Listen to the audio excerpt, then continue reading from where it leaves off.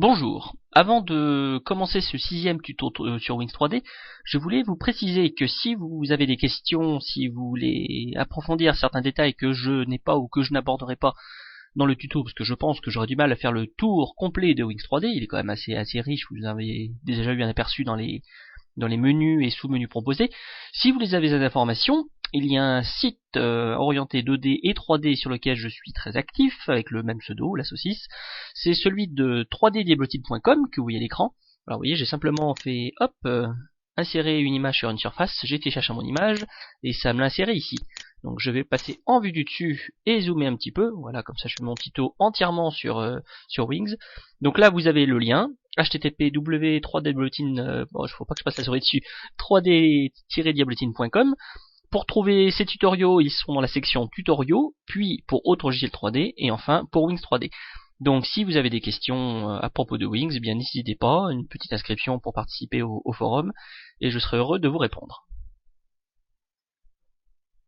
Ceci étant dit, eh bien nous allons commencer notre tuto. Donc je replace en lien ma petite vue normale, je sélectionne mon objet, et j'allais pour le supprimer. Avant toute chose, vous avez dû remarquer, j'ai dit tiens, il y a une nouvelle fenêtre, la fenêtre de graphique des géométries, que j'avais supprimée au début, histoire d'avoir un petit peu plus d'affichage de la fenêtre de géométrie elle-même. Je l'ai réaffichée. Alors pour ce faire, on va dans fenêtre, graphique des géométries, si on la ferme, on peut la rafficher d'ici. C'est une fenêtre qui reprend la liste des éléments. J'en crée un deuxième, vous voyez, je vais créer un petit cube, voilà, que je prends ici, je vais le déplacer, hop, histoire qu'il ne nous gêne pas, voilà, mise à chaîne uniforme, voilà. J'ai un cube et un plan. Le graphique de géométrie nous reprend les éléments, le cube et l'image. Alors ce qui est intéressant avec cette fenêtre, c'est qu'il nous permet de retrouver et de sélectionner ou de faire quelques actions directement sur les objets sans avoir besoin de les sélectionner. En l'occurrence, là il y a un petit cube, si on clique dessus, ça sélectionne l'objet en question, c'est pratique. Si on fait un clic droit, ça sélectionne tous les objets, et un clic droit à nouveau, ça désélectionne tout sauf celui sur lequel on est. Ici, le petit œil permet de masquer ou de réafficher les éléments. Un verrouillage sur un objet, hop, on met le petit cadenas, on ne peut plus rien faire dessus, je ne peux plus le sélectionner, je ne peux plus le déformer ni lui appliquer quoi que ce soit. Donc quand dans une scène vous avez un objet, une scène composée de plusieurs objets, dont un est terminé, vous voulez être sûr de ne pas faire de fausse manip dessus, vous le verrouillez ainsi. Et enfin ici c'est la vue en fil de fer, vous vous rappelez, je vous l'ai déjà présenté avec la touche W, wireframe, voilà. Donc la touche W va affecter, si rien n'est sélectionné, ça va affecter tous les objets. Et on voit ici que tout passe avec l'icône en question. Si un objet est sélectionné, ça n'affecte que celui-là, voilà. Et vous pouvez le faire directement depuis l'objet. Alors une petite subtilité, quand on est en mode objet qu'il est sélectionné, ça reste en rouge, on voit pas trop le mode fil de fer, voilà. Donc cette petite fenêtre de graphique des géométries permet d'agir directement sur les objets. Enfin, un clic droit, menu contextuel qui est disponible dessus, qui permet de dupliquer un objet, de le supprimer et de le renommer. Quant enfin à la fonction create folder, ça permet de créer un dossier. On verra ça plus tard, c'est une petite fonction annexe. Ça permet de créer un dossier dans l'arborescence du graphique des géométries et de placer les objets dedans. Ça permet de les regrouper par thème, notamment si vous avez une scène assez complexe. C'est une question d'affichage pour simplifier un petit peu, mais ce n'est pas vraiment indispensable à ce niveau-là. Donc la fenêtre de graphique des géométries, une fenêtre qui est pratique quand on commence à travailler sur plusieurs objets. Et dans ce nouveau tuto, je vais aborder je compte revenir sur la modélisation, mais je vais faire un petit passage à nouveau sur les fenêtres avec la création d'une autre fenêtre de géométrie. Je vous ai dit, il y a des personnes qui préfèrent travailler en ayant plusieurs vues simultanément. Pour l'instant, moi j'ai l'habitude de travailler avec une seule vue, une habitude je pense que j'ai prise sur mon autre logiciel de prédilection en 3D qui est Bryce, qui n'a qu'une fenêtre de vue, et on change en alternance si on veut la vue depuis l'axe X, Y ou Z. Pour se rendre compte de ce changement de vue, je vais prendre mon objet, le déformer ainsi, et on a déjà la vue, on va déjà se rendre compte de ce qui se passe. Alors, dans les raccourcis clavier qui sont indispensables à se rappeler, il y a les touches, alors vous allez voir c'est compliqué, hein, il y a la touche X qui permet de prendre la vue depuis l'axe X, la touche Y pour voir depuis Y, et Z depuis Z. Vue X, ça place comme ça, Y, ça fait ça, donc vue de dessus, et Z, ça donne ça. Sachant que nous ne sommes pas actuellement en vue orthogonale, ce qui fait qu'il y a un léger effet de perspective du plan notamment de l'image. Donc le mieux quand même on veut travailler vraiment avoir une vue depuis X, Y ou Z, c'est d'activer la vue orthogonale avec O comme orthogonale. Alors on peut changer, hein, on peut le faire via le menu. Vue orthographique, moi je dis orthogonale, vue orthographique depuis avec la touche O, ça nous le dit ici, vous le faites depuis le menu vue, mais je vous engage vivement, je vais le répéter à nouveau, à utiliser les raccourcis clavier. Donc touche O, on passe en vue orthographique, orthogonale, et X, voilà la vue de X, voici la vue depuis Z, voici la vue depuis Y, vue du dessus. Maintenant vous allez me dire, mais si on... Donc vue depuis X, la caméra est ici, depuis Y elle est au-dessus, depuis Z elle est là.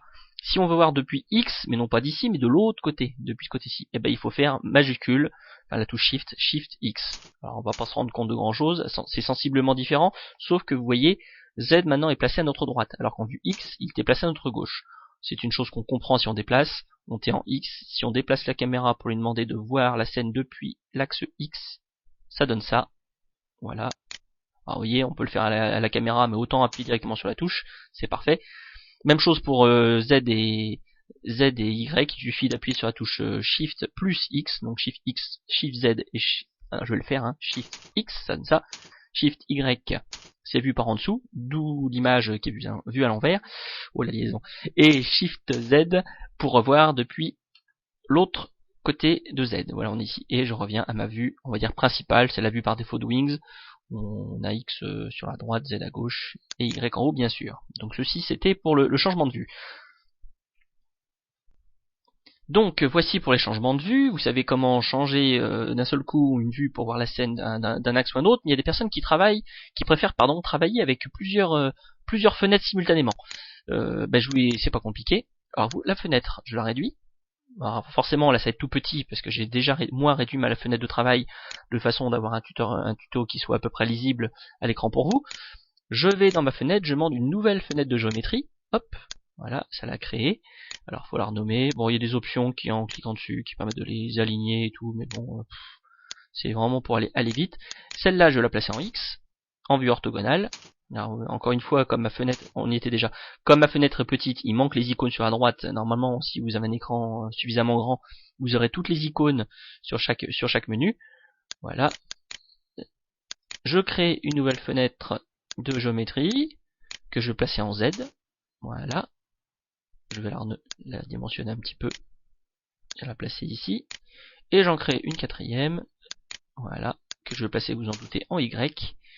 Avec une vue, c'est déjà le cas, une vue orthographique. Et voilà. Donc l'intérêt d'être comme ça, la scène principale, on enlève la vue orthographique, c'est pas une vision plus globale de la scène. Il y a des personnes qui travaillent comme ça, ce qui permet notamment, vous voyez, si je déplace ma souris, la sélection, quelle que soit la fenêtre sur laquelle on travaille, la sélection se fait sur les autres fenêtres. Mais je vais prendre l'exemple de cette fenêtre et je demande un déplacement. Vous voyez, on se rend compte simultanément sur les autres fenêtres de ce qui se passe. Donc les personnes qui préfèrent travailler comme ça leur permet d'avoir des repères, que ce soit sur les autres axes, pour voir exactement ce qui se passe. Parce que effectivement, quand on déplace depuis une vue unique, depuis ici, on ne se rend pas forcément compte de ce qui se passe dans les autres dimensions. Donc c'est un choix d'interface que à vous de choisir ce que vous préférez, si vous voulez une fenêtre unique ou séparer vos vues. C'est également un choix qui est dicté par la taille de son écran.